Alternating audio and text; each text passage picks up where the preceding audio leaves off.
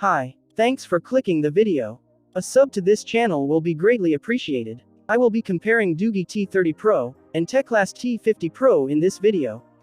The two tablets are kind of similar in specifications and display size. Watch the rest of the video to see how they are different if you are interested in buying any of the two tablets. Don't also forget to like and subscribe if you enjoy the video.